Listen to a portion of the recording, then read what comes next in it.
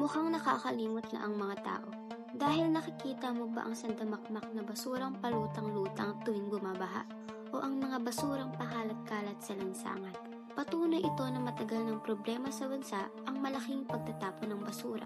Dahil dito, kinakailangan ng isang patakarang magtatakda ng disiplina at magpaparusa sa mga walang takot na lumalabag. Ito ang layunin ng Presidential Decree No. 825.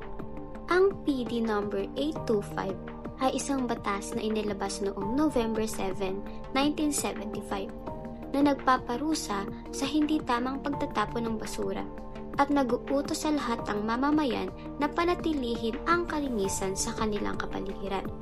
Bagaman lumang batas na, patuloy na nakakaapekto ang PD 825 sa iba't ibang programang pangkalinisan sa mga komunidad.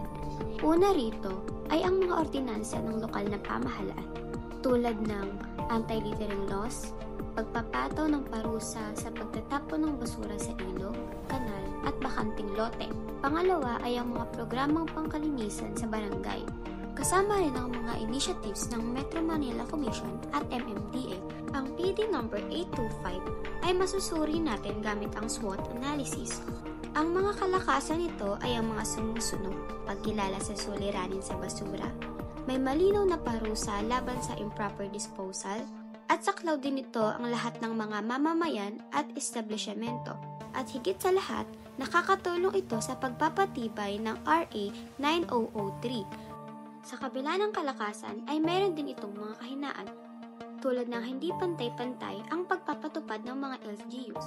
Maraming hindi nakakaalam sa batas at mas general ang mga probisyon at hindi detalyado. Para naman sa mga oportunidad, maaari pa rin magsilbing legal na sandata para sa anti-littering law. Pwede rin itong maging basihan sa paggawa ng mas mahigpit na lokal na ordinansa. Maaari ring buhayin ng kamalayan tungkol sa disiplina at kalinisan. Maayon sa modernong pulisya sa solid waste management. Narito naman ang mga banta tulad ng patuloy na hindi pagsunod ng publiko, kakulangan ng tao para sa monitoring, urban challenges tulad ng siksikan, informal settlements, at irregular collection ng basura. Base sa mga nakuha kong impormasyon, narito ang aking mga nabuong rekomendasyon. Una rito ay ang pagpapabuti sa monitoring at enforcement, pagbibigyang diin sa pagsasaayos ng waste disposal infrastructure, at ang pagpapatupad ng incentives o pagkilala sa mga malilinis na barangay o household. Tunay na malaki ang epekto ng maling pagtatapon ng basura sa pagkasira ng ating kalikasan. Ngunit paano natin ito maiiwasan kung mismo sa sarili natin ay hindi natin kayang umpisahan? Ang simpleng pagsunod sa batas na ito ay may malaking tulong hindi lamang sa ating kalikasan, kundi sa buhay rin ng ating kapwa mamamayan.